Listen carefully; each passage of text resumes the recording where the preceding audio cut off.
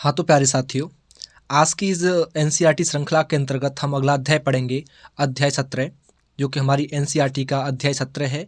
उत्तर भारत में साम्राज्य के संघर्ष, जो कि हमारे लगभग बताए जाते हैं कि 1400 से लेकर के और 1526 ईसा पूर्व तक, ईस्वी तक चले थे। ठीक है, यहाँ ईस्वी तक ध्यान रखिएगा। ठीक है, ईस्वी तक चले थे हमारे ये, और इसमें हम आगे बात करेंगे। ठीक है, देखो जब क्या हुआ था, जो हमारी दिल्ली सल्तनत थी, दिल्ली सल्तनत की काफ़ी दुर्बलता थी। जो दिल्ली सल्तनत की दुर्बलता बढ़ रही थी, एक तैमूर था। तैमूर ने क्या किया कि दिल्ली पर आक्रमण कर दिया। और जब दिल्ली पर तैमूर ने आक्रमण कर दिया, दिल्ली पर आक्रमण किसने किया? दिल्ली पर आक्रमण किया तैमूर ने। ठीक है, दिल्ली पर तैमूर ने आक्रमण किया। अब इसका परिणाम क्या निकला कि जो हमारी सल्तनत थी, आक्रमण तो उसने कर दिया दिल्ली पर। अब उस समय क्या था, जो तुगलक सुल्तान थे, उनकी जो राजधानी थी, वो अपनी राजधानी को भाग गए। राजधानी को छोड़ करके भाग गए। और जो भाग कर खड़े होने की जो घटना थी उनकी, अब उसमें काफ़ी प्रांतीय प्रशासक भी थे। स्वायत्ता के जो रियासतें प्राप्त थी वो भी इसमें सम्मिलित थे। यानी कि अपनी एक स्वतंत्रता घोषित करने के लिए वो उत्प्रेरित किए गए। हालांकि दक्षिणी राज्यों के अलावा देखा जाए तो पूर्व में आपका बंगाल है, पश्चिम में आपका सिंध है, मुल्तान है। इन्होंने क्या किया कि दिल्ली से अपना संबंध विच्छेद करने में सबसे पहले स्टार्टिंग की। और बहुत जल्द ही क्या हुआ कि जो गुजरात, मालवा और जौनपुर, जो कि हमारे पूर्वी उत्तर प्रदेश के, ध्यान रखिएगा, पूर्वी उत्तर प्रदेश के जो शासक थे, उन्होंने अपनी अपनी स्वतंत्रता घोषित कर ली। कहाँ कहाँ पर? गुजरात, मालवा और मैंने बताया आपको जौनपुर। ठीक है, याद रखिएगा, जौनपुर। ये आपके कहाँ पड़ते थे? पूर्वी उत्तर प्रदेश में पड़ते थे। पूर्वी जो उत्तर का प्रदेश है वहाँ पड़ते थे जो है। ठीक है, और अजमेर से जो मुस्लिम प्रशासक थे उनको बाहर निकाल दिया गया, खदेड़ दिया जाएगा, वहाँ से खदेड़ दिया गया। और खदेड़ने के बाद में, वहाँ से निकालने के बाद में क्या हुआ, जो राजपूताना थे उनकी काफ़ी रियासतें थी, और रियासतों ने क्या किया कि अपने को स्वतंत्र घोषित कर लिया। किसने? राजपूतों की रियासतों ने। और धीरे धीरे इन क्षेत्रों के राज्यों में एक विशेष प्रकार की जो शक्ति थी, उस शक्ति में एक संतुलन बन गया। और पश्चिम में ध्यान रखिएगा, पश्चिम में ध्यान रखिएगा, आपका गुजरात, मालवा और मेवाड़। ठीक है, ये क्या थे कि एक दूसरे की शक्ति और जो प्रसार था उसको रोकने में लगे हुए थे। बंगाल की शक्ति विकास को उड़ीसा के जो गजपति शासक थे उन्होंने रोका। जौनपुर की इसी कार्य में भी भूमिका रही है। और हालांकि देखा जाए 15वीं शताब्दी में देखोगे, 15वीं शताब्दी में देखोगे तो दिल्ली में क्या था, जो लोधी थे, लोधियों ने क्या किया, लोधियों की जो शक्ति उभर कर के आ रही थी गंगा यमुना की घाटी पर एक प्रभुत्व के लिए, वो जो है जौनपुर से एक लंबे संघर्ष का कारण बन के खड़ी हुई थी। और 15वीं शताब्दी का जब अंत हुआ तो जौनपुर के जो लोधी साम्राज्य था वहाँ पर विलयन जब हुआ, उसके बाद जो स्थिति हुई, उस स्थिति में परिवर्तन होना स्टार्ट हो गया। और लोधियों ने पूर्वी राजस्थान और मालवा में जो है अपनी शक्ति का प्रसार स्टार्ट कर दिया। और उसी समय जो आंतरिक कारण थे, उन आंतरिक कारणों से मालवा का जो विघटन था वो शुरू हो गया। परिणाम क्या निकला कि गुजरात, मेवाड़ और जो लोधी थे, इनके बीच की जो प्रतिद्वंदता थी, जो शत्रुता थी, वो और ज़्यादा तीव्र हो गई, उसने और भयंकर रूप ले लिया। अब ये तीनों ही शक्तियाँ जो थी वो मालवा पर अपने अधिकार के लिए संघर्ष करती रहीं। संघर्ष चल रहा था और ऐसा लगा भी था कि इस संघर्ष में जो विजयी पक्ष होगा वही उत्तर भारत में प्रभुत्व बना पाएगा, सत्ता को जमा पाएगा, अधिकार कर पाएगा। अतः हम कह सकते हैं कि मालवा पर अधिकार उत्तर भारत में संघर्ष का मूल मुद्दा बन गया था। किस पर अधिकार करना? मालवा पर। और इसी को लेकर के संघर्ष चल रहा था उत्तर भारत में।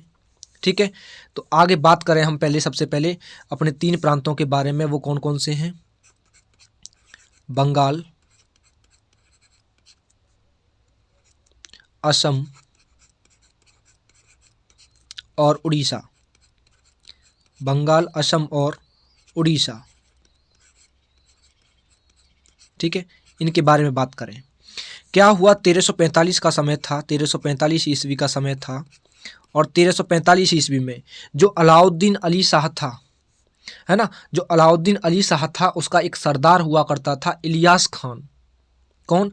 इलियास खान। और उस इलियास खान ने पूरे बंगाल पर अधिकार कर लिया था। और सुल्तान था एक शमसुद्दीन इलियास शाह, उसके नाम से ये गद्दी पर बैठा। ठीक है। किसने? 1345 ईस्वी में जो हमारा अलाउद्दीन अली शाह अलाउद्दीन अली शाह जो हुआ करता था, उसका एक सरदार हुआ करता था। और उस सरदार का नाम क्या था? मैंने बताया अभी, उसका नाम था इलियास खान। ठीक है। और इस इलियास खान ने, ध्यान रखिएगा, इसने पूरे बंगाल पर अधिकार किया हुआ था।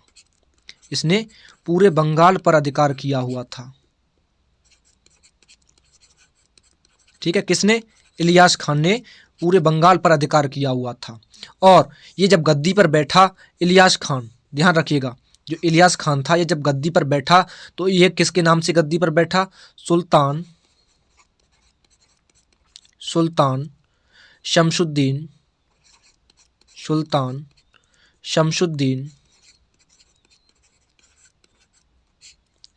इलियास शाह। ये जब गद्दी पर बैठा, जब सत्ता को संभालने के लिए बैठा, तो ये सुल्तान शमसुद्दीन इलियास शाह के नाम से गद्दी पर बैठा। और इसी शमसुद्दीन इलियास शाह के शासनकाल में देखोगे जो फिरोज तुगलक था उसने पहली बार बंगाल पर आक्रमण किया। किसने आक्रमण किया बंगाल पर? तो ध्यान रखिएगा, बंगाल पर इसी के शासनकाल में सबसे पहले आक्रमण किया फिरोज तुगलक ने। किसने? फिरोज तुगलक ने आक्रमण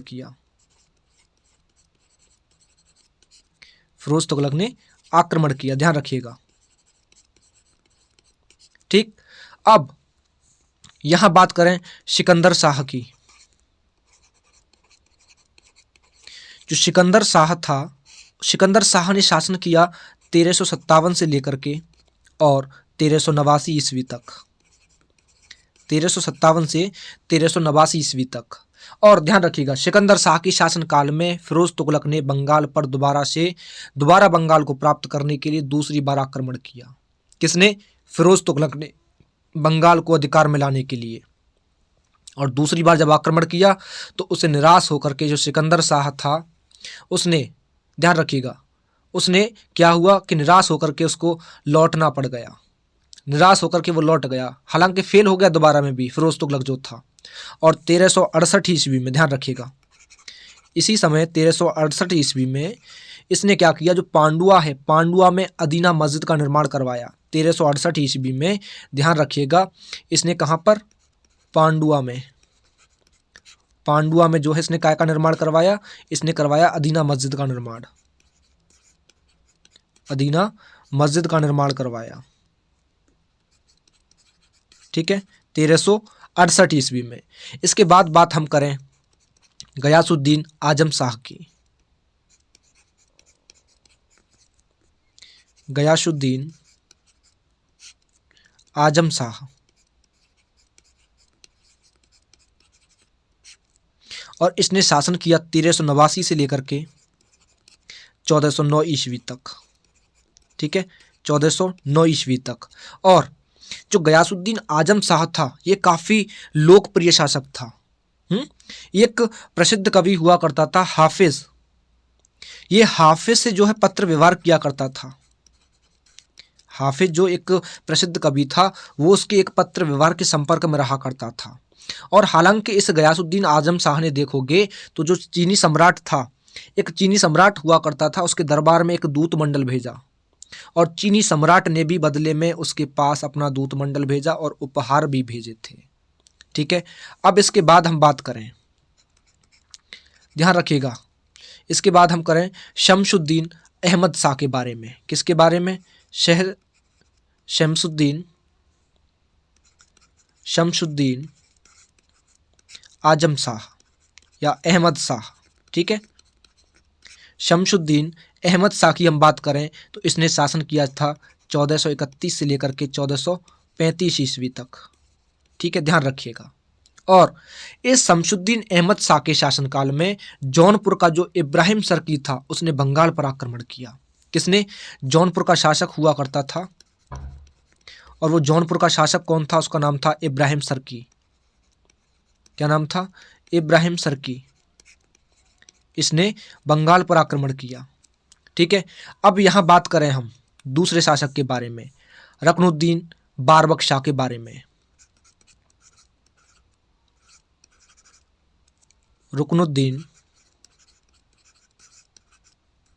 रुकनुद्दीन बारबक शाह। ठीक है, रुकनुद्दीन बारबक का शाह, इसने शासन किया 1459 से लेकर के और 1474 ईस्वी तक। ठीक है, और रुकनुद्दीन बारबक शाह ने क्या किया, जो इसकी सेना थी उसमें अरब सैनिकों को नियुक्त किया। इसने अपनी सेना में अरब सैनिकों को नियुक्त किया, अरब सेना की भर्ती की। ठीक है, अपनी सेना में इसने अरब सेना को भर्ती किया। और उसने श्री कृष्ण विजय नाम का एक ग्रंथ था, उसके रचयिता थे मालधर वसु, उनको संरक्षण दिया और उन्हें गुणराज खान की उपाधि भी दी। उसके पुत्र को सत्यराज खान की उपाधि से भी इसने सम्मानित किया था। ध्यान रखिएगा, जो श्री कृष्ण विजय ग्रंथ था, एक श्री कृष्ण विजय, ठीक है, जो ये ग्रंथ था, ये ग्रंथ हुआ करता था एक, इसकी रचना किसने की? इसकी रचना की थी मालधर वसु ने। मालधर वसु ने इसकी रचना की। और ध्यान रखिएगा, उसको संरक्षण दिया किसने? रुकनुद्दीन बारबक शाह ने। ठीक है, और इस मालधर वसु को इसने कौन सी उपाधि दी? गुणराज खान की। गुणराज खान की इसको उपाधि मिली। और उसके पुत्र को भी, गुणराज खान के पुत्र को भी इसने सत्यराज खान की उपाधि दी, सत्यराज खान की उपाधि दी। ठीक है, और कृत्तिवास जो था, उसने रामायण का बंगला में अनुवाद किया है, जिसे बंगाल का बाइबल भी कहते हैं। किसका? कृत्तिवास का। जो कृत्तिवास था, उस कृत्तिवास ने जो है, जो रामायण है हमारा ग्रंथ, ठीक है, इस रामायण की इसने काय में अनुवाद किया? बंगला में अनुवाद किया, इसका बंगला भाषा में इसका अनुवाद किया। ठीक है, और बंगला अनुवाद जब इसने किया तो इसको क्या बोलते हैं? इस रामायण के इस ग्रंथ को जब बंगला में इसका अनुवाद हो गया, इसको बोलते हैं बंगाल का बाइबल। बंगाल का बाइबल। ठीक है, बंगाल का बाइबल। और दो विद्वान भाई थे, रूप और सनातन, जो कि एक पवित्र, चलिए इससे पहले हम इसको बताने से पहले हम अलाउद्दीन हुसैन शाह की बात कर लेते हैं, क्योंकि उसी का पूरा टॉपिक रहेगा ये। ठीक है, अलाउद्दीन हुसैन शाह। अलाउद्दीन हुसैन शाह। और जो अलाउद्दीन हुसैन शाह जो था, इसने शासन किया 1493 से लेकर के 1519 ईस्वी तक। ठीक है, 1493 से 1519 ईस्वी तक शासन किया। और जो अलाउद्दीन हुसैन शाह था, बंगाल के मुस्लिम शासकों में सबसे श्रेष्ठ और विख्यात हुआ करता था। अब सुनिए, दो जो भाई थे, दो विद्वान भाई थे, जिनका नाम था, एक का नाम था रूप और दूसरे का नाम था सनातन। ठीक है, सनातन, जो कि एक पवित्र वैष्णव माने जाते थे और उन्हें प्रमुख अधिकारी भी थे, जो कि इनके प्रमुख अधिकारी भी हुआ करते थे। और हुसैन शाह एक ज्ञानी, एक विद्वान पुरुष हुआ करता था। एक महान वैष्णव संत हुआ करते थे, चैतन्य महाप्रभु, उनका ये समकालीन था। किसका? चैतन्य महाप्रभु का, जो कि वैष्णव संत थे, एक जो वैष्णव संत थे, उनका ये समकालीन हुआ करता था। उनका नाम था चैतन्य महाप्रभु। चैतन्य महाप्रभु का ये समकालीन हुआ करता था। ठीक है, और हिंदुओं के प्रति देखोगे तो विशेष उदारता थी इसकी। और जो उदारता थी, उसके कारण क्या हुआ कि उसे कृष्ण का अवतार और जगत भूषण की उपाधियां दी गई। ध्यान रखिएगा, इसको अलाउद्दीन हुसैन शाह को जो उपाधि मिली, वो उपाधि कौन कौन सी थी? वो उपाधि थी हमारी, एक तो कृष्ण का अवतार, कृष्ण का अवतार, और दूसरी को याद रखना, जगत भूषण। ठीक है, जगत भूषण, इसको दो उपाधियां दी गई। और क्यों दी गई? क्योंकि हिंदुओं के प्रति इसकी काफ़ी विशेष उदारता हुआ करती थी। ठीक है, आगे बात करें हम नुसरत शाह के बारे में। नुसरत शाह के बारे में, और नुसरत शाह ने शासन किया 1519 से लेकर के 1532 ईस्वी तक। ठीक।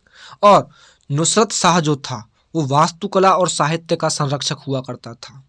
इसने देखोगे नुसरत शाह ने गौड़ में जो सोना मस्जिद है और एक कदम रसूल मस्जिद है वो बनवाई थी। इसने कहाँ पर?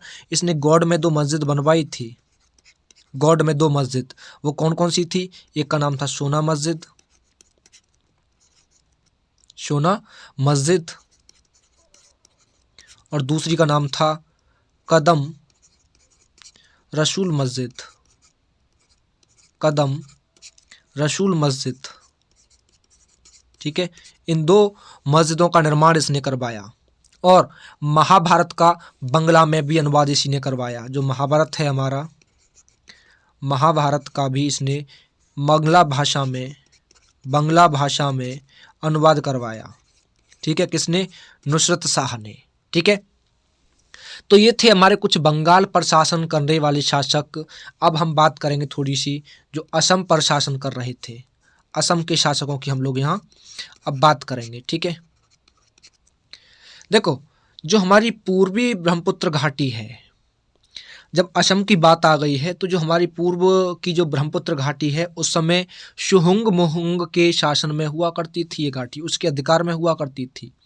जो हमारी पूर्वी ब्रह्मपुत्र घाटी है, पूर्वी ब्रह्मपुत्र घाटी, और ये किसके अधिकार में हुआ करती थी? ये हुआ करती थी शुहुंग मुंग के अधिकार में, शुहुंग मुंग के अधिकार में हुआ करती थी। ठीक है, और उसे सबसे सर्वश्रेष्ठ अहोम शासक मानते थे। ठीक है, इसको जो है सर्वश्रेष्ठ अहोम शासक के नाम से जानते थे, अहोम शासक। इसको शुहुंग मुंग को जो है अहोम शासक के नाम से, एक सर्वश्रेष्ठ अहोम शासक के नाम से इसको जानते थे। और इसने शुहुंग मुंग ने क्या किया? जो इसका नाम था, अपना नाम इसने बदल करके स्वर्ण नारायण रख लिया। इसने अपना नाम परिवर्तन किया और वो क्या रख लिया इसने? स्वर्ण नारायण, स्वर्ण नारायण। ठीक है, इसने अपने नाम को परिवर्तित कर लिया। और जो क्या था, जो अहोम थे, अहोमों ने क्या किया कि हिंदू जीवन पद्धति अपनाने का एक प्रमाण भी रखा। हालांकि देखोगे तो इसने शुहुंग मुंग था, अहोम था, बट इसने एक हिंदू जीवन पद्धति अपनाने का एक प्रमाण भी रख दिया। हालांकि हम कह सकते हैं कि इसने न तो केवल मुस्लिम आक्रमणकारियों को पीछे खदेड़ा, बल्कि इसने अपने राज्य के चारों दिशाओं में प्रसारित किया सभी को। और वैष्णव धर्म सुधारक हुआ करते थे शंकर देव, वो इसी के काल में हुआ करते थे। और उन्होंने इस क्षेत्र में वैष्णव धर्म के प्रचार में काफ़ी महत्वपूर्ण भूमिकाएं भी निभाई हैं। हालांकि देखा जाए जो बंगाल के सुल्तान हुए उनको उड़ीसा से भी युद्ध करना पड़ा। बंगाल के सुल्तान काल में देखोगे उड़ीसा के जो गंग शासक थे उन्होंने राधा यानी कि दक्षिण भारत पर भी आक्रमण किए। राधा बोलते हैं दक्षिण बंगाल के क्षेत्र को, ध्यान रखिएगा। जो राधा मैंने नाम बोला, राधा बोलते हैं हम दक्षिण बंगाल के क्षेत्र को, दक्षिण बंगाल के क्षेत्र को, वहां पर भी उन्होंने आक्रमण किया। उन्होंने लखनौती को जीतने का भी प्रयत्न किया, लेकिन इन आक्रमणों को विफल कर दिया गया। और जो इलियास शाह था, कौन? इलियास शाह, जो इलियास शाह था, उस इलियास शाह ने क्या किया कि अपने शासन के स्टार्टिंग में ही, शुरू आरंभ में ही देखोगे तो जाज नगर जो है, जो कि उड़ीसा पर है, उड़ीसा में है, उस पर आक्रमण कर दिया। और ऐसा बताया भी जाता है अपने इतिहास में कि जब सब बाधाओं को पार कर लिया इसने तो वो चिल्का झील तक जा पहुंचा और कई हाथियों के सहित बहुत सा इसने माल भी लूटा, हाथी भी लूटे, माल भी बहुत लूटा। और 2 वर्ष के बाद में, ध्यान रखिएगा, 2 वर्ष के बाद में यानी कि 1360 में बंगाल पर जब इसने आक्रमण किया, जब ये लौट करके आ रहा था आक्रमण करके जो है, तो फिरोज तुगलक ने भी उड़ीसा पर आक्रमण कर दिया और उसने वहाँ की राजधानी पर अधिकार कर लिया और बहुत लोगों की हत्या भी कर दी गई। और वहाँ एक जगत प्रसिद्ध मंदिर है, जगन्नाथ मंदिर, ध्यान रखिएगा, जगन्नाथ मंदिर। जो जगन्नाथ मंदिर है उस जगन्नाथ मंदिर को भी इसने नष्ट कर दिया। और इन 2 आक्रमणों के कारण क्या हुआ, जो शाही वंश था उसकी जो इज्जत थी वो समाप्त हो गई और कालांतर में एक नए वंश का उदय हुआ जो कि गजपति वंश के नाम से जाना जाता है। कौन से वंश के नाम से? गजपति वंश के नाम से। ठीक है, गजपति वंश के नाम से वो जाना जाता है। ठीक है, ये बात थी हमारी उड़ीसा की, सॉरी असम की। अब यहाँ हम बात करेंगे थोड़ी सी उड़ीसा के बारे में। ठीक है, उड़ीसा के बारे में देखो, गजपति काल जब देखोगे, गजपति वंश को देखोगे तो उड़ीसा के इतिहास में एक शानदार युग के सूत्रपात का प्रतीक बना। क्योंकि जो गजपति शासक थे वो महान कह सकते हो, एक भवन निर्माता और योद्धा हुआ करते थे। उन्होंने अपनी सीमाओं को दक्षिण में कर्नाटक की ओर बढ़ाया। तो यहाँ सबसे पहले हम शासक की बात करेंगे कपिलेंद्र के बारे में। किसके बारे में? कपिलेंद्र के बारे में। ठीक है, कपिलेंद्र। कपिलेंद्र जो था वो उड़ीसा के गजपति राजवंश का संस्थापक था। ठीक है, ये किसका संस्थापक था? ये संस्थापक था गजपति वंश का। किसका? गजपति वंश का संस्थापक कौन था? कपिलेंद्र हुआ करता था। और ये काफ़ी योग्य शासक था जिसने कि उड़ीसा राज्य की प्रतिष्ठा को दोबारा से स्थापित किया। इसका राज्य उत्तर में हुगली से और दक्षिण में काबीर तक विस्तृत था। इसका जो राज्य था कपिलेंद्र का, ध्यान रखिएगा, मैंने बताया कि उत्तर में कहाँ तक? हुगली से लेकर के, और दक्षिण की हम बात करें तो दक्षिण में कहाँ तक था? दक्षिण में था हमारा कावेरी तक, कावेरी नदी तक फैला हुआ था। इतना विस्तृत था इसका राज्य जो है, इसकी सत्ता जो है। और कपिलेंद्र ने जो है बंगाल के सुल्तान हुआ करते थे नासिरुद्दीन, उनको हराया, और हरा करके जो है जो गौड़ेश्वर है यानी कि बंगाल के जो अधिपति हुआ करते थे गौड़ेश्वर, उनकी उपाधि धारण कर ली। इसने उपाधि काय की धारण की? ध्यान रखना, इसने उपाधि धारण की गौड़ेश्वर की। गौड़ेश्वर की इसने उपाधि धारण कर ली। कब की? जब इसने सुल्तान नासिरुद्दीन को हरा दिया, जो कि बंगाल का सुल्तान हुआ करता था। ठीक है, और कपिलेंद्र ये गजपति वंश का प्रतापी शासक हुआ और इसने सभी दिशाओं में अपने विजय की पताका फहराई, अपनी लहर फैलाई, अपने शासन को फैलाया। और बंगाल अभियान के बाद में 1453 ईस्वी में, ध्यान रखिएगा, कब? 1453 ईस्वी में उसने राजा महेंद्री और कोंडवेड पर भी अधिकार कर लिया। कहाँ पर? 1453 ईस्वी में इसने राजा महेंद्री और कोंडवेड पर, यहाँ पर भी इसने अधिकार कर लिया। इसके बाद क्या हुआ कि उसने बहमनियों को पराजित किया, और बहमनियों को हराने के बाद में तेलंगाना के जो तटवर्ती प्रदेश हैं उन पर अपनी प्रभावशाली सत्ता इसने स्थापित कर ली। हालांकि कपिलेंद्र के शासन ने देखोगे तो उड़ीसा के इतिहास में एक नए युग का आरंभ किया। और यहाँ ध्यान रखिएगा 1467 ईस्वी में इसकी मृत्यु हो गई। किसकी? कपिलेंद्र की मृत्यु हो गई। ठीक है, यहाँ हम थोड़ी सी बात करेंगे अब एक गंग वंश के बारे में। ठीक है, गंग वंश के बारे में। गंग वंश का शासक अनंत वर्मन चोडगंग था। उसी ने ही उड़ीसा में स्वतंत्र राज्य की स्थापना की थी। इस गंग वंश का शासक कौन था? ध्यान रखिएगा, इस गंग वंश का अनंत वर्मन चोडगंग जो था उसने उड़ीसा में एक स्वतंत्र राज्य की स्थापना की। और उसने 1076 ईस्वी से देखोगे 1149 ईस्वी तक लगभग इसने 70 वर्षों तक शासन किया, 70 ईयर। किसने? ध्यान रखिएगा, अनंत वर्मन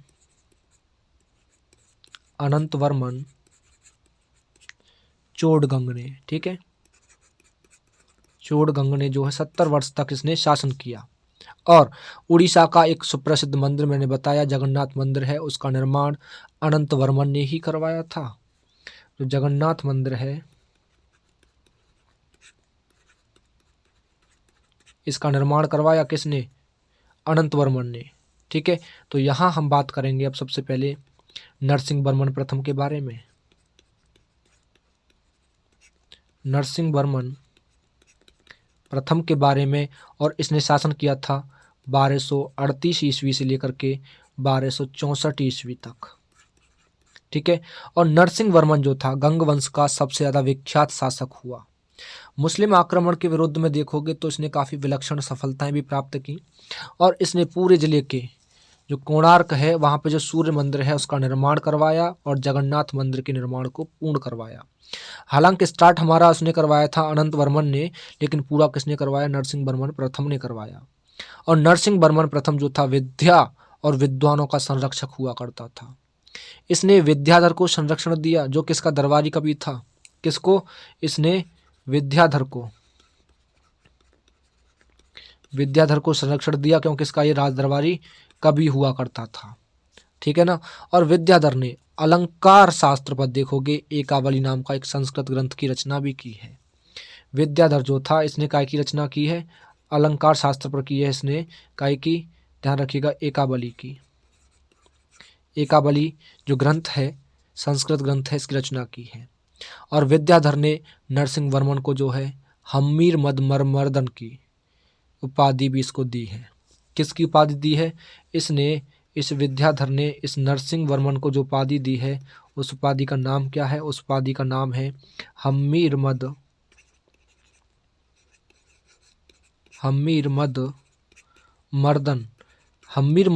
मद मर्दन का मतलब ये होता है कि अमीर पर विजय प्राप्त करने वाला, ठीक है, अमीर पर विजय प्राप्त करने वाला। कोणार्क मंदिर का ध्यान रखना, मैंने बताया था अभी आप लोगों को, कोणार्क का जो सूर्य मंदिर है, सूर्य मंदिर, ध्यान रखिएगा इसको थोड़ा सा। उड़ीसा का जो सागर तट है उस पर है कोणार्क का सूर्य मंदिर। ये महत्वपूर्ण वास्तुशिल्प से बना हुआ है।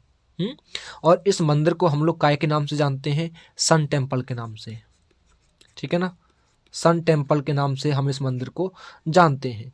कोणार्क मंदिर का निर्माण जो है 12वीं शताब्दी में, ध्यान रखिएगा, 12वीं शताब्दी में गंग वंश का एक कलिंग राजा हुआ करता था, नरसिंह देव प्रथम, उसने करवाया था। किसने?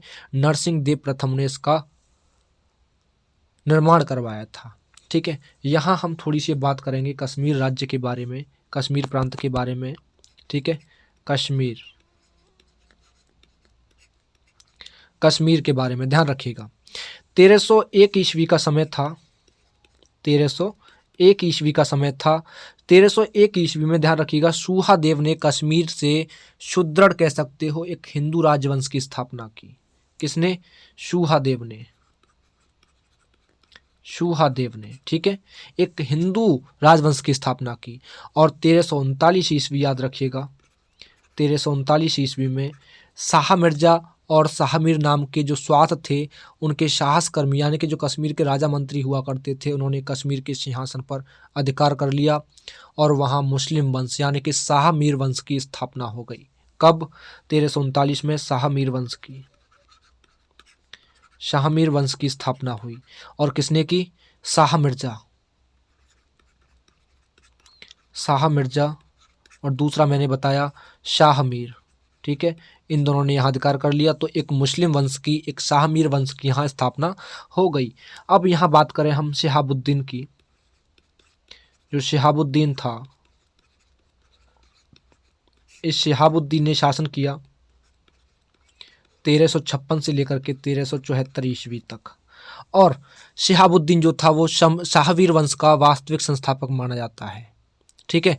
अगर इसके बाद हम सिकंदर की बात करें, सिकंदर ने शासन किया 1389 से लेकर के और 1413 ईस्वी तक। और वो सिकंदर जो था इस वंश का अगला महत्वपूर्ण शासक हुआ और इसके शासनकाल में तैमूर ने भारत पर आक्रमण किया, ठीक है। सिकंदर के शासनकाल में तैमूर ने आक्रमण किया भारत पर। तैमूर ने आक्रमण किया किस पर? भारत पर, ठीक है। और सिकंदर जो था एक धर्मांध शासक हुआ करता था। इसने सुहाभट्ट नाम का एक ब्राह्मण था, उसको अपनी प्रधान सेनापति और मुख्य परामर्शदाता नियुक्त कर लिया। धर्मांध शासक था ये। हालांकि हम बात करें थोड़ी सी सुल्तान जैनुल आबिदीन के बारे में। सुल्तान जैनुल आबिदीन के बारे में, और इसने शासन किया 1420 से लेकर के 1470 ईस्वी तक। और जो सुल्तान जैनुल आबिदीन था, इसने अपने पिता सिकंदर शाह की कट्टर धर्मांध नीतियों के बिल्कुल प्रतिकूल हम कह सकते हैं, उदार कह सकते हैं, जन कल्याणकारी कह सकते हैं, या सहिष्णुतावादी कह सकते हैं, जो नीतियां थी उन सभी का इसने अनुसरण किया। हालांकि इसने जजिया कर को हटा दिया था। इसने, ध्यान रखिएगा, जजिया को हटा दिया था। इसने जजिया को हटा दिया था और गौ हत्या निषिद्ध कर दी। इसने गौ हत्या मना कर दी, सख्ती थी उस पर, दंड कर दिया कि गौ हत्या जो करेगा उसको दंड दिया जाएगा। हिंदुओं की जो भावना थी उनका आदर करता था और सती प्रथा पर भी इसने प्रतिबंध हटा दिया। सती प्रथा पर भी जो प्रतिबंध लगा हुआ था वो हटा दिया इसने। और ये कश्मीर, फारसी, संस्कृत और अरबी का विद्वान हुआ करता था। कश्मीरी, फारसी, संस्कृत और अरबी का विद्वान हुआ करता था। और ये कुतुब उपनाम से फारसी में कविताएं लिखता था। कौन से नाम से? कुतुब। ठीक है, कुतुब उपनाम से ये फारसी में कविताएं लिखता था और इसके आदेश पर ही महाभारत और राजतरंगिणी का फारसी में अनुवाद हुआ। ध्यान रखिएगा, इसी के कहने पर जो है महाभारत और राजतरंगिणी, इसका दोनों का जो है फारसी में अनुवाद करवाया था इसने। किसमें? फारसी में इसने अनुवाद करवाया। हालांकि कश्मीरी लोगों ने उसे वडशाह यानी कि महान नरेश कहकर के उपाधि से इसको सम्मानित किया। इसको जो उपाधि मिली थी वो उपाधि काय की मिली थी? ध्यान रखिएगा, इसको उपाधि मिली थी बडशाह की। बडशाह कहते हैं एक महान शासक को, महान राजा को। और इसकी उदार नीतियों के कारण इसे कश्मीर का अकबर कहा गया और मूल्य नियंत्रण व्यवस्था के लिए कश्मीर का अलाउद्दीन खिलजी इसको कहा जाता है। क्या क्या कहा जाता है इसको? ध्यान रखिएगा यहाँ पे, इसकी जो उदार नीति थी उस उदार नीति के कारण इसको कश्मीर का अकबर कहते हैं। क्या कहते हैं? कश्मीर का अकबर। ठीक है, और इसकी जो मूल्य नियंत्रण व्यवस्था थी उस कारण इसको क्या कहा जाता है? कश्मीर का अलाउद्दीन खिलजी। कश्मीर का अलाउद्दीन खिलजी।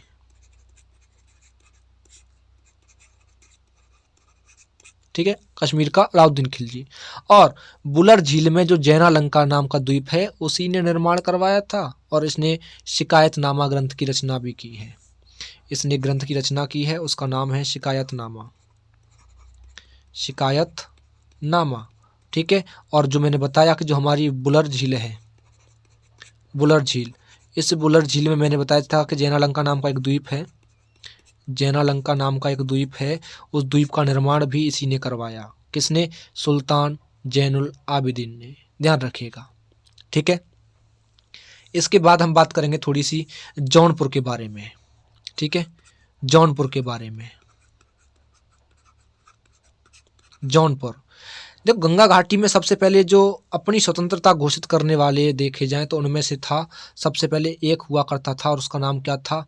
मलिक सरवर। जो मलिक सरवर था, उस मलिक सरवर ने सबसे पहले गंगा की घाटी में अपनी स्वतंत्रता घोषित कर दी और ये फिरोज शाह तुगलक के काल में प्रमुख अमीरों में से एक हुआ करता था। मलिक सरवर जो था कुछ समय तक वजीर रहा और फिर उसे मलिक उश शर्क यानी कि पूर्व का स्वामी की उपाधि देकर के पूर्वी क्षेत्रों का शासक इसको बना दिया। इसको उपाधि काय की दी गई? मलिक उश शर्क की। मलिक उश शर्क की इसको उपाधि दे दी गई, यानी कि पूर्व का स्वामी। ठीक है, और उसकी उपाधि के कारण ही ये उसके उत्तराधिकारी शर्की कहलाए। इसके जो उत्तराधिकारी हुआ करते थे वो उत्तराधिकारी क्या कहलाए थे? जो उत्तराधिकारी थे उन उत्तराधिकारियों को क्या कहा गया? उनको शर्की कहा गया, शर्की। और फिरोज तुगलक जो था उसका चचेरा भाई हुआ करता था मोहम्मद जौना खान। उसकी स्मृति में जौनपुर की स्थापना की। ध्यान रखिएगा, इस जौनपुर की स्थापना कब हुई? इस फिरोज तुगलक का। किसका? फिरोज तुगलक का।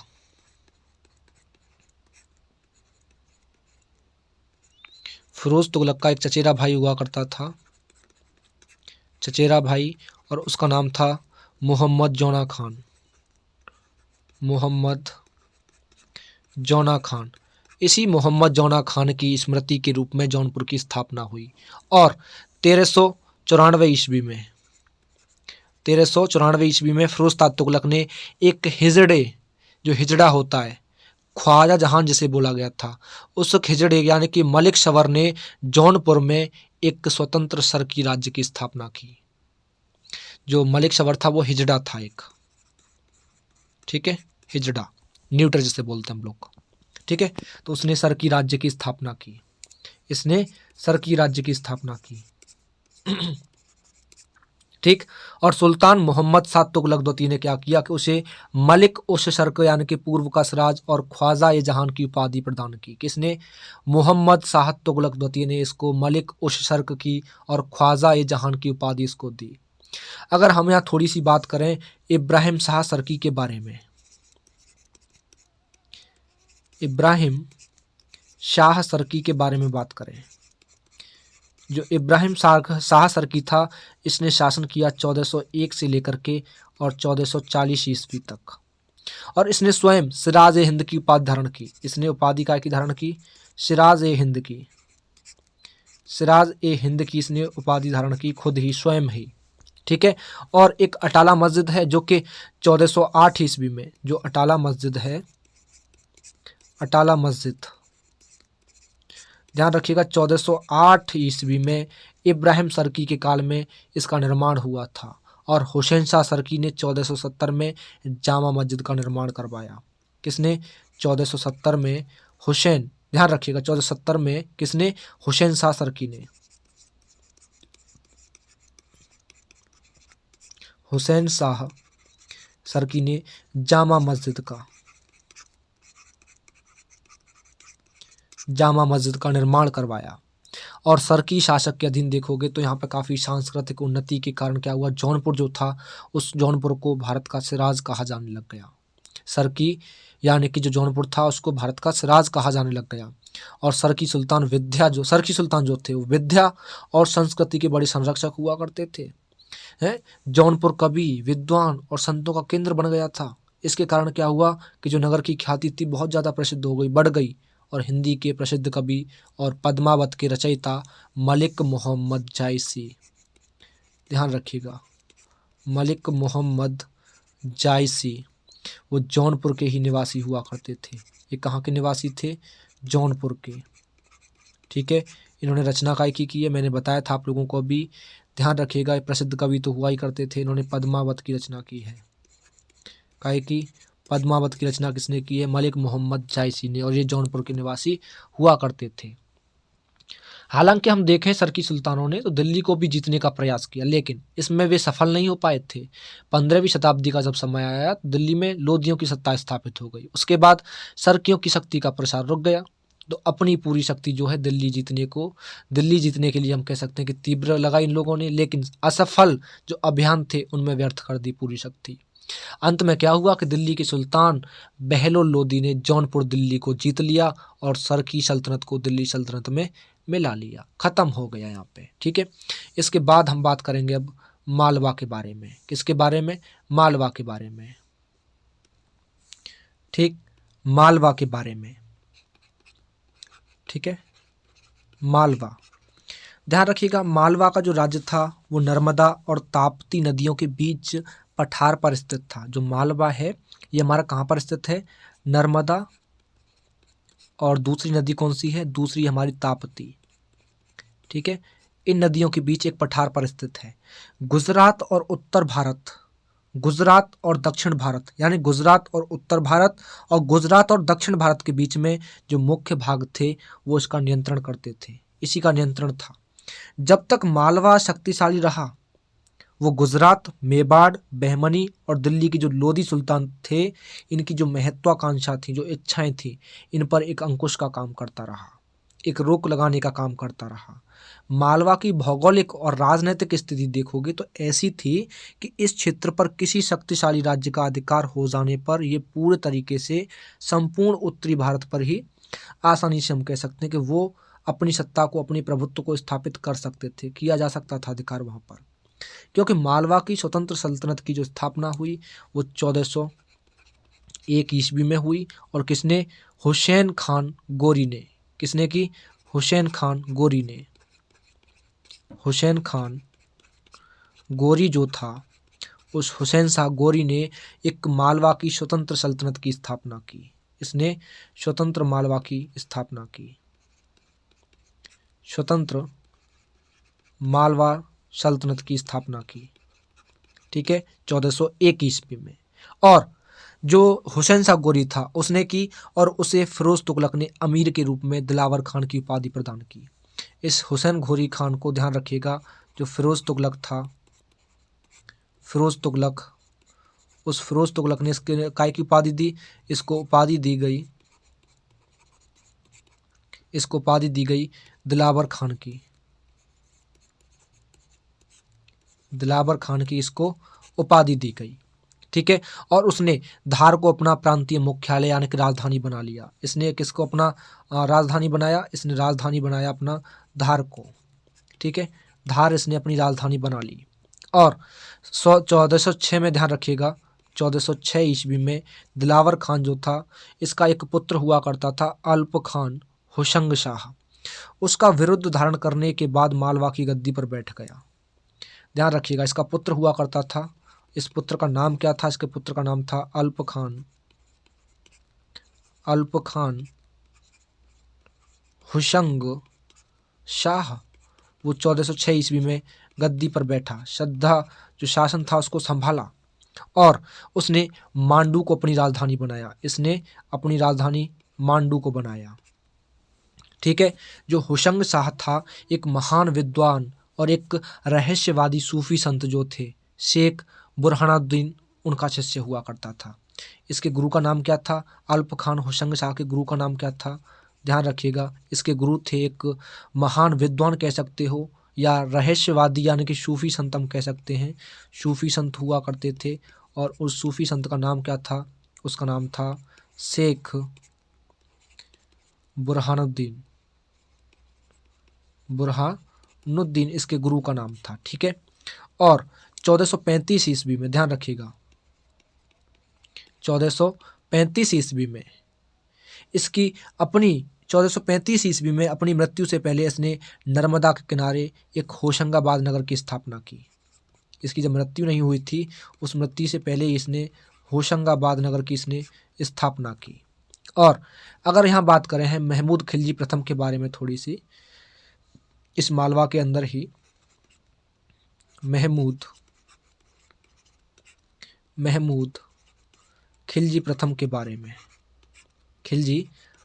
बारे में, जो महमूद खिलजी प्रथम था, इसने शासन किया 1436 से लेकर के 1469 ईस्वी तक।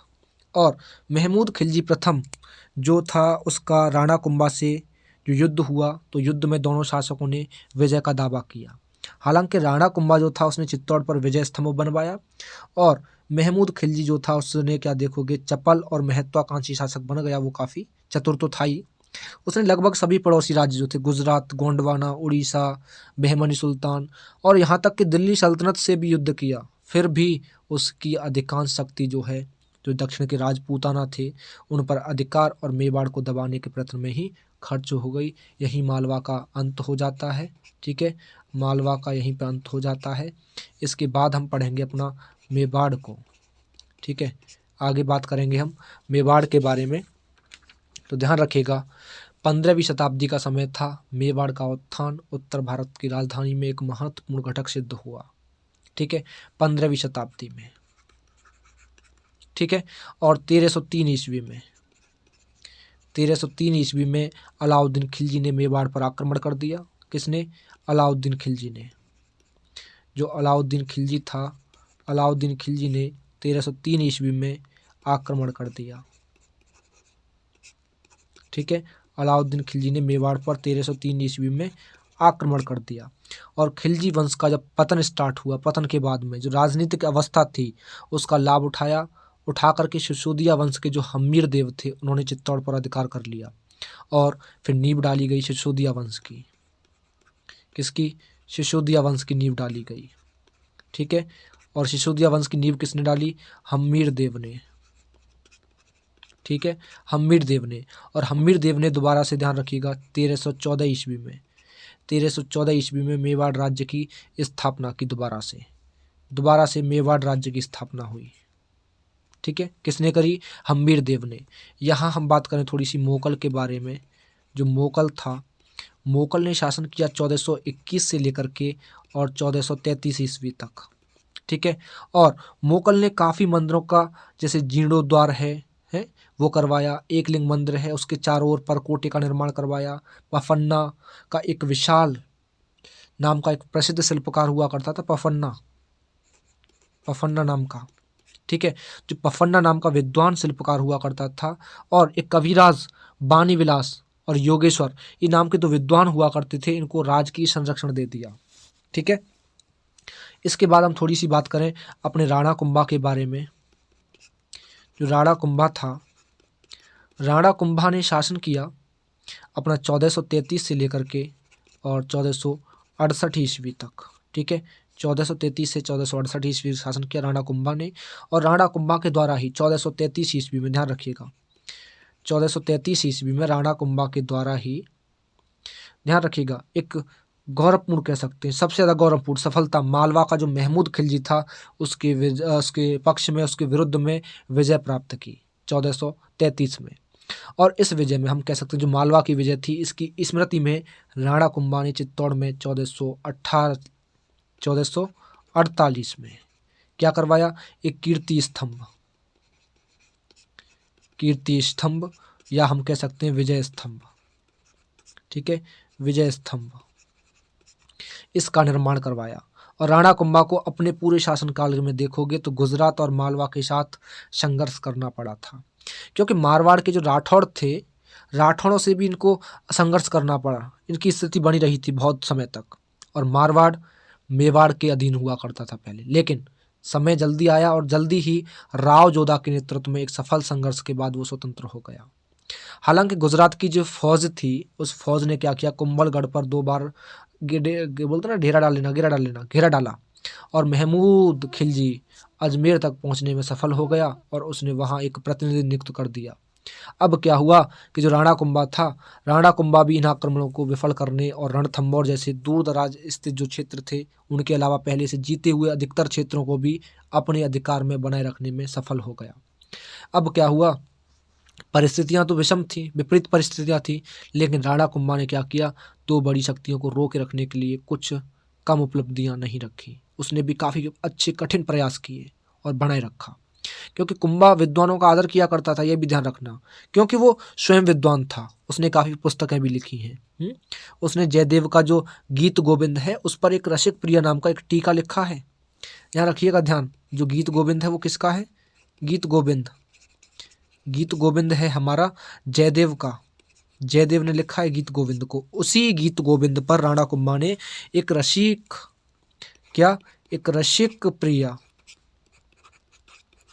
प्रिया नाम का एक उस पर टीका लिखा है, किसने, राणा कुंभा ने। और उसने संगीत शास्त्र पर संगीत राज, संगीत मीमांसा, संगीत रत्नाकर, सुप्रबंध जैसे ग्रंथ लिखे थे। जो राणा कुंभा था, इस राणा कुंभा ने, ध्यान रखना, संगीत शास्त्र पर जो संगीत शास्त्र था, उस संगीत शास्त्र को देखते हुए इसने संगीत राज, संगीत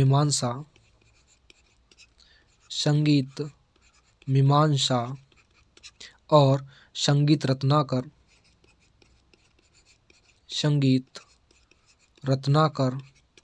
और संगीत सुप्रसिद्ध कह सकते हैं, केवल सुप्रसिद्ध या सुप्रबंध, ठीक है, इन ग्रंथों की इसने रचनाएं की। ये ग्रंथ हुआ करते थे सभी, ठीक है, संगीत शास्त्र के।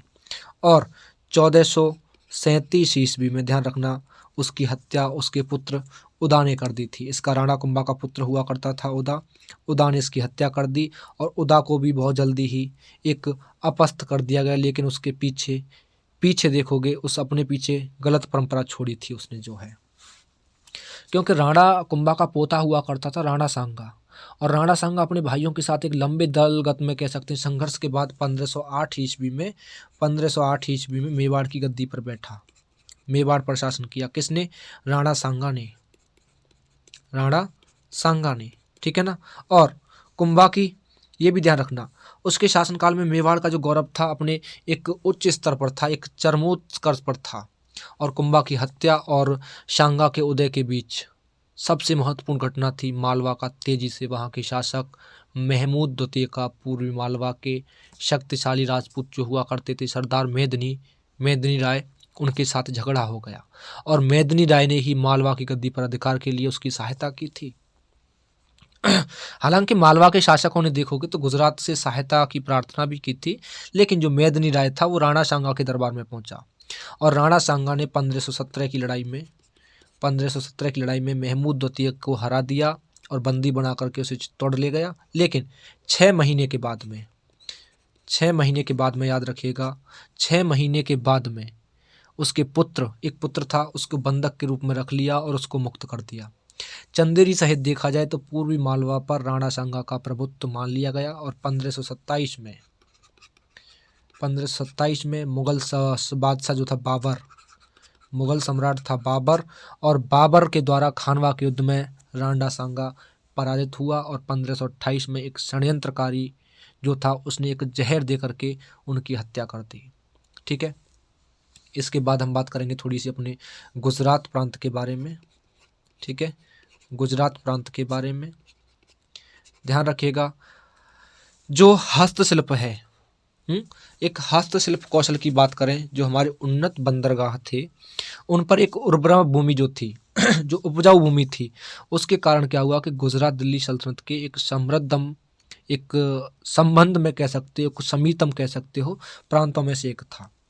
फिरोज तुगलक के समय में देखोगे गुजरात का हाकिम बहुत ही सज्जन व्यक्ति था, क्योंकि उसके विषय में फरिश्ता था, एक फरिश्ते ने ऐसा लिखा था कि वो हिंदू धर्म को प्रोत्साहन देता था और मूर्ति पूजा को दबाने की बजाय उसको बढ़ाता था। लेकिन उसके बाद में जफर खान जो था वो गुजरात का हाकिम बन गया। कौन? जफर खान। जफर खान जो था वो बन गया हाकिम, गुजरात का हाकिम बन गया, काय का? गुजरात का। ठीक है, और ये जब हाकिम बन गया तो उसके पिता इस्लाम जो थे, उसके पिता ने क्या किया, इस्लाम स्वीकार करने से पहले एक साधारण राजपूत हुआ करते थे और उसने अपनी बहन का विवाह जो है फिरोज तुगलक से कर दिया। लेकिन दिल्ली पर तैमूर का जब आक्रमण हुआ उसके बाद गुजरात और मालवा एक तरह से स्वतंत्र हो गए थे। अब वे दिल्ली सल्तनत के साथ उनका संबंध क्या कह सकते हैं हम, एक नामात्र का रह गया था। लेकिन पूरी स्वतंत्रता की घोषणा का अवसर कब मिला? जफर शाह को 1807 से पहले न मिल पाया और वो मुजफ्फर शाह के नाम से गद्दी पर बैठ गया। यहाँ हम बात करेंगे सबसे पहले अहमद शाह प्रथम के बारे में। ठीक है, अहमद शाह प्रथम के बारे में बात करेंगे, जिसने शासन किया 1411 से लेकर के 1443 ईस्वी तक। और अहमद शाह जो था वो गुजरात वंश का वास्तविक संस्थापक था। किसका? गुजरात वंश का। ये गुजरात वंश का वास्तविक संस्थापक था। और 1413 ईस्वी में जो साबर नदी है, कौन सी? साबर नदी, ध्यान रखिएगा, 1413 में साबर नदी जो है उसके किनारे पर इसने एक नगर की स्थापना की और वो नगर कौन सा था? अहमदाबाद। इसने अहमदाबाद नगर की स्थापना की। किसने? अहमद शाह प्रथम ने, और स्थापना की। और इस अहमदाबाद को अपनी राजधानी भी इसने नियुक्त कर दिया, अपनी राजधानी भी इसी को बना लिया। जो गयासुद्दीन मोहम्मद शाह था उसको लोग देखोगे तो जरबख्श, क्या? जरबख्श यानी कि स्वर्ण दान करने वाला कहते थे। किसको? गयासुद्दीन मोहम्मद शाह को। यहाँ हम बात करें थोड़ी सी महमूद बेगड़ा के बारे में। जो महमूद बेगड़ा था, इस महमूद बेगड़ा ने शासन किया 1459 से लेकर के और 1511 ईस्वी तक, और अपने वंश का, गुजरात वंश का सबसे महानतम शासक था। उसे बेगड़ा, पता है इसको बेगड़ा क्यों कहते थे? इसको बेगड़ा इसलिए कहते थे कि उसने दो सबसे मजबूत किले बनाए थे। एक तो सौराष्ट्र का गिरनार, जिसे हम जूनागढ़ कहते हैं, और दूसरा दक्षिण गुजरात का चंपानेर, उसको जीता था। ठीक है ना, इसने दो, ध्यान रखिएगा, दो राष्ट्रों को जीता था, दो मजबूत राष्ट्र थे उनको जीता था। एक तो सौराष्ट्र का गिरनार, सौराष्ट्र का गिरनार, और दूसरा याद रखिएगा, दूसरा था हमारा दक्षिण गुजरात का, दक्षिण गुजरात का चंपानेर। ठीक है, और मैंने बताया इस गिरनार को हम लोग काय के नाम से जानते हैं? जूनागढ़ के नाम से। ठीक है, इसलिए इसको बेगड़ा कहते थे। ठीक है, बेगड़ा कहते थे, और गिरनार का राज लगातार कर देता रहा इसको। लेकिन बेगड़ा ने क्या किया? सौराष्ट्र को अपने अधिकार में लेने की नीति के अंतर्गत उसका अपना राज्य में विलय करना चाहा। लेकिन सौराष्ट्र जो था वो समृद्ध देश था। उसकी जो भूमि की कई पट्टियां थी वो उपजाऊ थी और उसमें उन्नत बंदरगाह भी थे। लेकिन दुर्भाग्य की बात थी कि सौराष्ट्र प्रदेश में लुटेरे और समुद्री डाके भी बहुत थे, जो कि व्यापारी और जहाज़ों पर आक्रमण करते थे। और गिरनार का किला सौराष्ट्र पर अधिकार बनाए रखने और सिंध के विरुद्ध अभियान के लिए बहुत अच्छा उपयोगी एक अस्त्र था या शस्त्र था। जो महमूद बेगड़ा था उसने गिरनार को भारी फौज लेकर के घेर लिया। लेकिन गिरनार के जो राजा थे उनके पास किले में बहुत कम बंदूकें थी उस समय। फिर भी उसने वीरता से उसका मुकाबला किया, लेकिन वो हार गया। इसके अपने शासन के बाद देखोगे तो सालों में महतूत बेगड़ा ने क्या किया, द्वारका को फतेह दिया। और इसका प्रमुख कारण था जो समुद्री डाकू थे, जो कि उस बंदरगाह से मक्का जाने वाले जो हज यात्री थे उनको लूट लिया करते थे। लेकिन इस अभियान में वहाँ के हम देखें तो काफ़ी प्रसिद्ध हिंदू मंदिरों को भी गिरा दिया गया था। हालांकि देखोगे तो खानदेश और मालवा को अपने अधिकार में करने की सुल्तान की योजना में देखोगे जो चंपानेर था, चंपानेर के किले का जो सामरिक महत्व था, लेकिन मालवा से उसे काफ़ी निकट के संबंध थे, जो कि चंपानेर का पतन हुआ हमारा 1454 में। ध्यान रखिएगा 1454 में चंपानेर का पतन हुआ। चंपानेर नष्ट कर दिया गया और महमूद ने चंपानेर के पास में ही मोहम्मदाबाद नाम का एक नगर बसाया। ध्यान रखिएगा महमूद ने क्या किया, मोहम्मदाबाद नाम का एक नया नगर बसा दिया। और महमूद बेगड़ा, ध्यान रखना इस बेगड़ा की ही बात कर रहे हैं, बेगड़ा के एक लंबे और शांतिपूर्ण काल में व्यापार में उन्नति हुई और उसने यात्रियों की सुविधा के लिए काफ़ी कारबा, जो कारबा होते हैं, कारबा बोलते हैं सराय को, ठीक है, सराय, इनका निर्माण करवाया, सरायों का निर्माण करवाया इसने, ठीक है। उसने यात्रियों की सुविधा के लिए मैंने बताया कारवा सराय बनाए, यात्री सरायों का निर्माण करवाया। महमूद बेगड़ा की जो औपचारिक शिक्षा थी वो नहीं मिली थी, लेकिन विद्वानों की संगति में उसने बहुत ज्ञान अर्जित किया। इसके शासनकाल में काफ़ी अरबी ग्रंथों का फारसी में अनुवाद हुआ है। इसका एक दरबारी कवि हुआ करता था, इस बेगड़ा का एक दरबारी कवि हुआ करता था, उसका नाम था उदयराज। और जो उदयराज था वो संस्कृत का कवि हुआ करता था, काय का, संस्कृत का कवि हुआ करता था। एक पुर्तगाली यात्री था, पुर्तगाली यात्री, उसका नाम था बारबोसा। क्या नाम था, बारबोसा। जो बारबोसा था उसने बेगड़ा के संबंध में ऐसा लिखा था कि बचपन से ही उसे किसी जहर का नियमित रूप से सेवन कराया गया था। ऐसा बताया कि इस बेवड़ा को जो है बचपन से ही, बाल्याकाल अवस्था से इसको जहर पिलाया गया है, क्योंकि इसके हाथ पर यदि कोई मक्खी बैठ जाती है तो वो फूल करके तुरंत मर जाती है, ऐसा हमारे बारबोसा ने कहा था यात्रा वृत्तांतों में अपने में। और जो बेवड़ा था ये पेटू के नाम से प्रसिद्ध था। किसके नाम से, पेटू के नाम से प्रसिद्ध था। और ऐसा कहा भी जाता है कि वह नाश्ते में एक कटोरा शहद, एक कटोरा मक्खन, 100, हम कह सकते हैं 100 से 150 तक केले खाता था। वो दिन भर में 10 से 15 किलो, लगभग 10 से 15 किलो भोजन किया करता था। ऐसा और बताया जाता है कि रात के समय उसके तकिए के दोनों ओर गोश्त के समोसे, है ना, गोश्त के समोसे, जो तस्तरियाँ होती हैं, जो थालियाँ होती हैं, वो भर करके रख दी जाती थी ताकि भूख लगने पर वो तुरंत खा सके, ठीक है। अब एंड में हम एक बात करेंगे टॉपिक पर, बहादुर शाह के बारे में, ठीक है, बहादुर शाह के बारे में। और बहादुर शाह ने शासन किया 1526 से लेकर के 1537 ईस्वी तक, ठीक है। और ये गुजरात का अंतिम महान शासक था। और इसने क्या किया, 1535 में मुग़ल बादशाह हुमायूं ने, 1535 में जो मुग़ल बादशाह हुमायूं था उसने बहादुर शाह को हराया। इसको किसने हराया, मैंने बताया आप लोगों को, बहादुर शाह को हराया। किसने, हुमायूं ने, हुमायूं ने इसको हराया बहादुर शाह को। और 1537 में, ध्यान रखिएगा, पुर्तगालियों ने धोखे से बहादुर शाह की हत्या कर दी। इसकी हत्या किसने की, पुर्तगालियों ने। किसने, पुर्तगालियों ने, ठीक है, पुर्तगालियों ने इसकी हत्या कर दी। तो हमारे पढ़ा अपने गुजरात के बारे में, मेवाड़ के बारे में हम लोगों ने पढ़ा, कश्मीर के बारे में पढ़ा, जौनपुर, मालवा, असम, उड़ीसा के बारे में, जो हमारे उत्तर भारत के साम्राज्य के लिए संघर्ष चल रहा था जिन राज्यों में, वो हम लोगों ने आज NCERT स्तर से पूरा किया, ठीक है। हमारा अगला अध्याय 18वां अध्याय रहेगा हमारा विजयनगर साम्राज्य, विजयनगर और बहमनी साम्राज्य, ठीक है। और इन टॉपिकों के बारे में हम लोग अगले अध्याय में, अगले लेक्चर में बात करेंगे, ठीक है। ये अध्याय हमारा यहाँ पे फिनिश होता है पूरा का पूरा, ठीक है। और आपके एंशियंट हिस्ट्री के जो NCERT का एंशियंट पोर्शन है उसके नोट्स PDF आप लोगों के बैच में अपडेट कर दिए गए हैं, वहाँ से आप चेक कर सकते हो। इसमें आपके कंप्लीट 13 अध्याय हैं और विस्तृत नोट्स हैं काफ़ी। और उम्मीद करेंगे कि उसको पढ़ने के बाद में आप लोगों को कोई अदर सोर्स की ज़रूरत नहीं पड़ने वाली है, ठीक है। तो चलिए बात करते हैं हम अगले अध्याय में कल के टॉपिक के लिए, ठीक है।